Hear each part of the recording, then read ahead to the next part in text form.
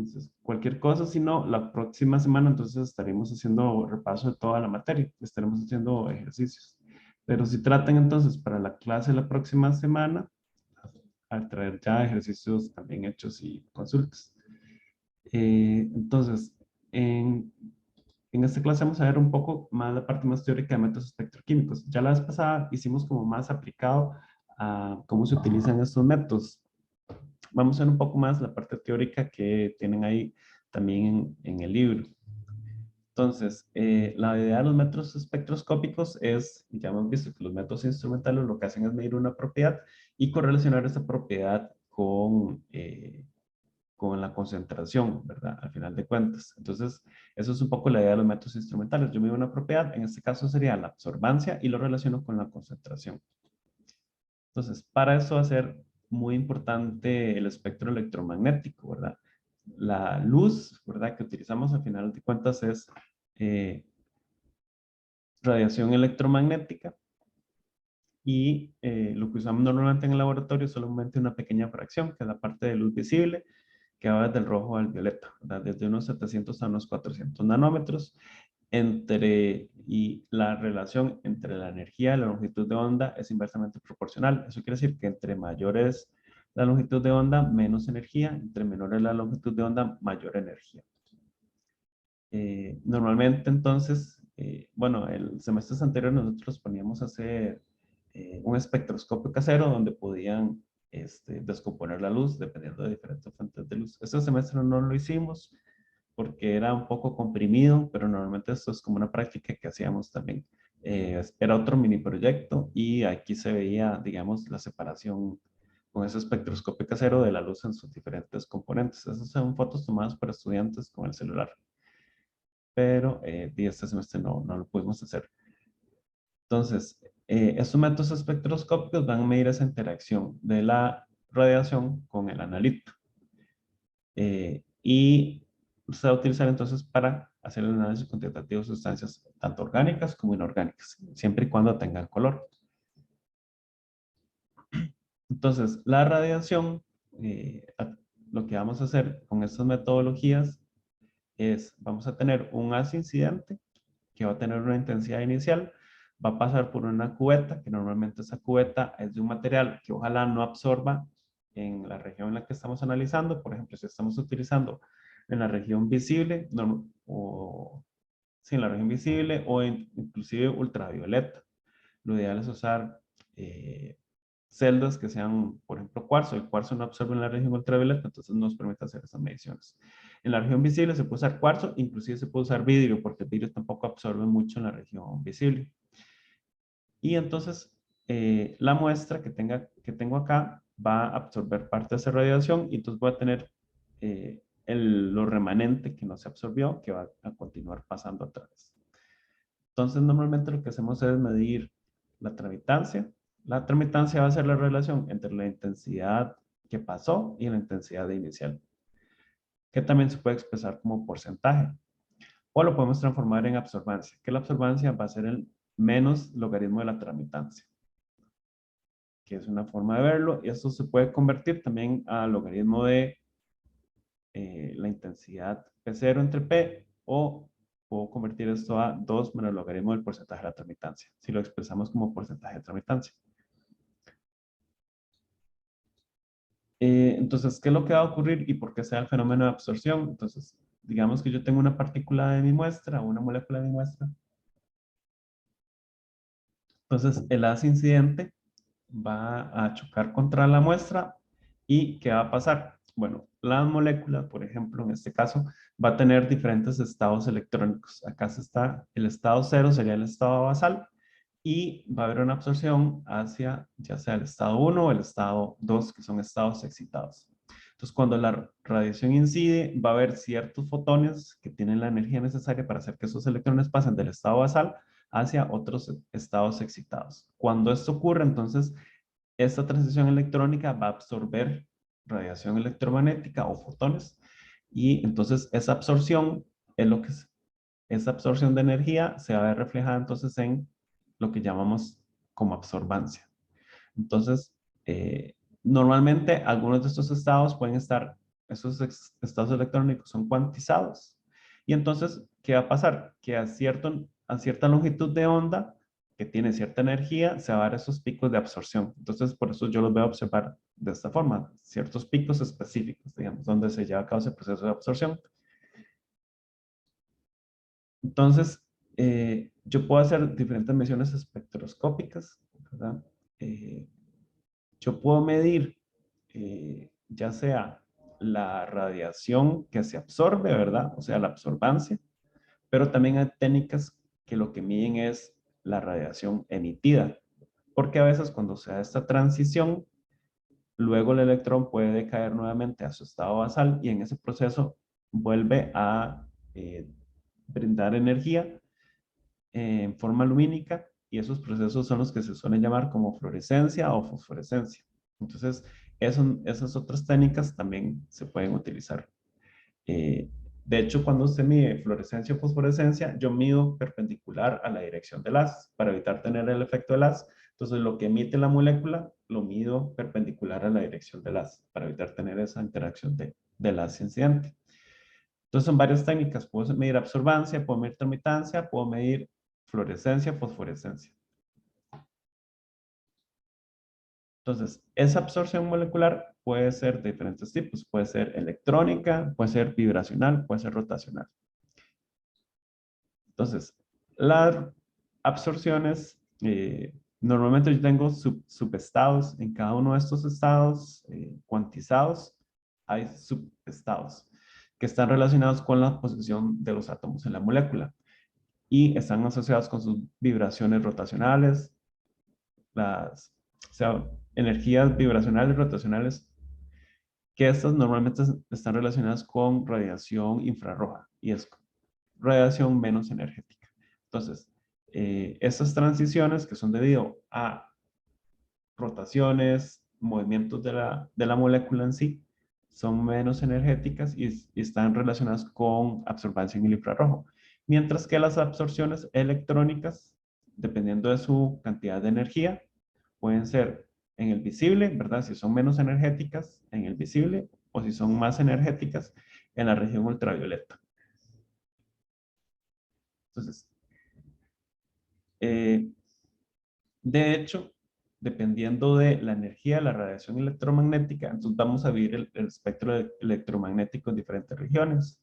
Entonces podemos tener, digamos, longitudes de onda del orden de metros, ¿verdad? En ese caso estamos hablando de técnicas como resonancia magnética, ¿verdad? Que es lo que se utiliza para ver si el cuerpo humano por dentro, ¿verdad? Estos exámenes que se hacen. Hay otros fenómenos también de resonancia electrónica, ¿verdad? Que son con longitud de onda más pequeños. Luego tenemos las microondas, ¿verdad? Que es como lo que se utiliza para calentar los alimentos, que lo que hace es cambios rotacionales, por ejemplo, en la molécula del agua y la calienta. Hay un cambio de polaridad, está moviéndose la molécula en una dirección y en la otra, y eso genera calor y calienta la comida, por ejemplo. Luego de eso vamos a tener un poco más energéticas, que son la radiación infrarroja, que como dijimos va a ser cambios vibracionales. La molécula vibra o se dobla, ¿verdad? Y eso va a ser la región infrarroja. Luego vamos a más energía y estamos hablando de la región visible y ultravioleta, en donde lo que se hace es transiciones electrónicas, pero en las capas más externas. Luego de eso llegamos a la región de los rayos X, donde hay transiciones electrónicas, pero desde las capas más internas del átomo hacia los estados excitados, ¿verdad? Requiere mucho más energía. Y por último, los rayos gamma, que producen ya cambios en la configuración del núcleo de los átomos y requiere mucho más energía. Pues típicamente para cuantificación nos ubicamos acá, en la región visible y ultravioleta, que son más que todo transiciones electrónicas. Y lo que usamos, como vimos en la clase anterior, lo que utilizamos es la ley de Baer. Entonces, lo que dice la ley de Baer es que vamos a tener una relación lineal entre la concentración y la absorbancia. Yo puedo tener toda la expresión de dos formas.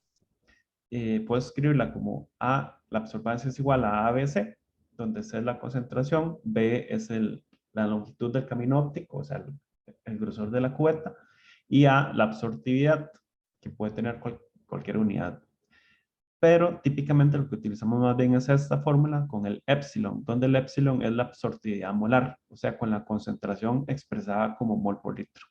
Esta es la fórmula más típica que utilizamos. Esta ley de Weber se cumple únicamente a temperatura constante, con radiación monocromática y con concentraciones no muy altas.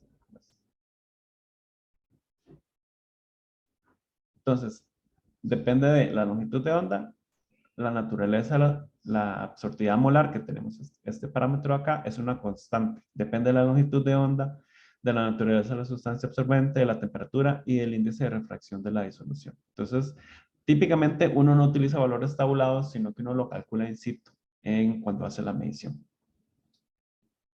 Entonces, la ley de Weber va a tener limitaciones. Va a haber desviaciones reales, desviaciones instrumentales y desviaciones químicas. Entonces, por eso es que se llama que es una ley límite. Solo sirve para disoluciones diluidas de concentración menor a 0,01 mol por litro. ¿Por qué? Porque en estas concentraciones bajas no hay interacción tan fuerte entre las moléculas. Si comienza a haber interacción entre las moléculas, entonces va a haber desviaciones de la ley de Weber. Si la concentración es muy alta, entonces provoca esas desviaciones. También puede haber desviaciones químicas de la ley de Weber. Por ejemplo, si hay sustancias que se pueden asociar entre ellas o que pueden formar complejos, eso va a afectar también la ley de Weber. Luego vamos a tener desviaciones más de tipo instrumentales, ¿verdad? Que están relacionadas, por ejemplo, que el equipo no tenga una luz 100% monocromática. Entonces, esto ocasiona que entre menos monocromática sea la luz, mayor cantidad de desviaciones vamos a tener. Y normalmente tengo que hacer correcciones para la ley de Weber. Entonces, para hacer esa corrección, lo que hago yo típicamente es medir un blanco. Y el blanco va a ser la cubeta con una disolución que contiene lo mismo que va a tener mi analito, excepto mi analito. Entonces, yo utilizo eso como blanco para hacer mi línea base de mis mediciones. Y con eso yo calibro el 0% de observancia y el 100% de tramitancia, utilizando esa disolución blanco. Entonces, típicamente esto lo voy a medir con un espectrofotómetro. Entonces, el espectrofotómetro va a tener una fuente, un selector de longitud de onda, que la idea es que sea lo más monocromático posible. Luego coloco mi muestra, voy a tener un detector y un procesador de la señal. Este monocromador o ese selector de longitud de onda va a ser clave entonces para el funcionamiento del equipo. Entonces, ¿qué hago? Típicamente yo cuando hago una determinación espectrofotométrica, ya más o menos en la clase anterior vimos un poco los pasos ya de manera práctica. Entonces, primero dijimos que yo preparaba los patrones, luego mido el espectro de absorción, mido los patrones de la curva de calibración y por último mido la muestra, interpolo y expreso mi resultado. Entonces, habíamos visto que entonces yo tengo que colectar puntos de mi espectro de absorción y escoger dónde era mejor realizar mi medición. Por ejemplo, acá lo mejor sería hacerlo en esta región de acá. 725, digamos, más o menos. Luego de eso yo mido los patrones, hago la recta de calibración, que se muestra acá, y luego yo puedo interpolar mi muestra. Entonces voy haciendo los cálculos y tomando en cuenta también mi factor de dilución que utilicé en el caso de preparar mi muestra del analito. Entonces, típicamente, también yo puedo obtener mucha información cuando mido los espectros. Por ejemplo, este es un espectro en el cual hay una conversión con la radiación. Entonces, esta molécula con la luz ultravioleta sufre una transformación. Vean que acá tenía N2 y se transforma en NO. Entonces, podemos ver que con el tiempo, conforme yo voy midiendo, va creciendo la señal de una muestra y va incrementándose la señal de la otra molécula que se está formando. Entonces, yo puedo utilizar también estas mediciones espectrales para seguir la cinética de una reacción, por ejemplo, y saber qué tan rápido se está convirtiendo una molécula en la otra, por ejemplo.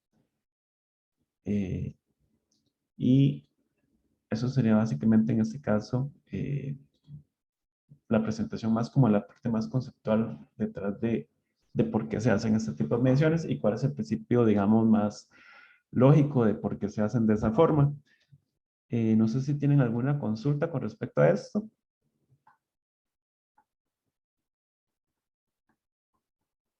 ¿Alguna duda?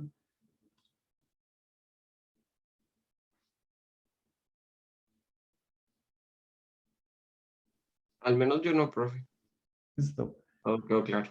Ok, no sé si tienen alguna consulta o algún ejercicio o algo que hayan hecho por ahí.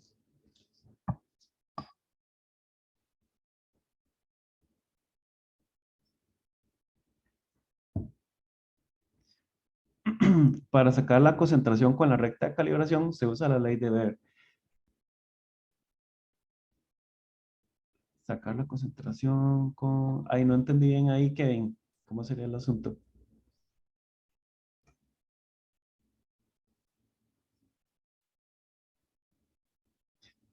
La concentración se saca a partir de los patrones, porque normalmente usted prepara una disolución madre y a partir de esa disolución madre diluye.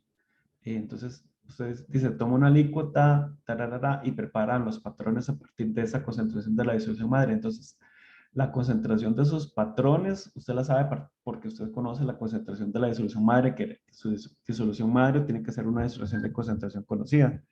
Ahora, la concentración de la muestra se obtiene por medio de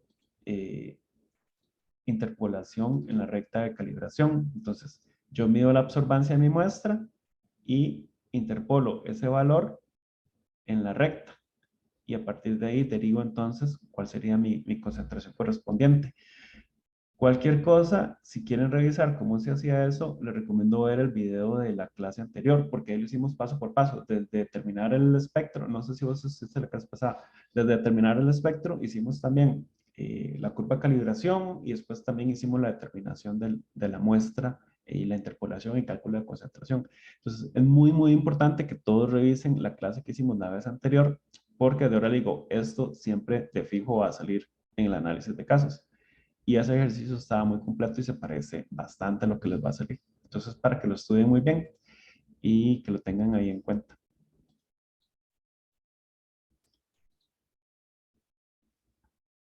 Ok, ok. Si no tienen más dudas por hoy, entonces dejaremos la clase de hoy por acá. Profe, una consulta. Ajá. ¿Los ejercicios del reto van a ser parecidos a las prácticas que ya están en mediación o más o menos? Sí, son más o menos parecidos. Sí, sí. Ok, ok. Los retos son como muy, bueno, como el formato que ustedes ya conocen, de marcar con X y demás. Entonces normalmente es muy conceptual, digamos, de, no sé, si hay estas reacciones, calcule el potencial de esa celda o ese tipo de cosas, digamos, ejercicios más como de conceptos básicos, más que todo preguntas de falso verdadero, también hay por ahí, y más que todo como hacer cálculos ahí de electroquímicos. Es bastante parecido a lo que están las prácticas, definitivamente. Ok, genial. Entonces, más bien Gracias. Ujú. los dejo entonces para que vayan trabajando un poco las prácticas y para que entonces la otra semana nos dediquemos así como full time entonces a hacer ejercicios. Profe, nada más una cosita. Este reto va a ser de la misma extensión que los pasados, digamos. Los retos sí, todos es el mismo formato, son la misma cantidad de preguntas, exactamente como los otros. Recuerden que en ese no les entra la parte de espectroscopía, porque no la hemos visto a tiempo para ser evaluada. Entonces, eso no les entraría. Sería solamente electroquímica lo que les entraría en este reto 3. Gracias, profe. Bueno, con mucho gusto. Entonces, quedamos así. Bueno, entonces nos vemos el próximo martes. Hasta luego. Listo, profe, gracias. Hasta luego. Chao. Hasta luego.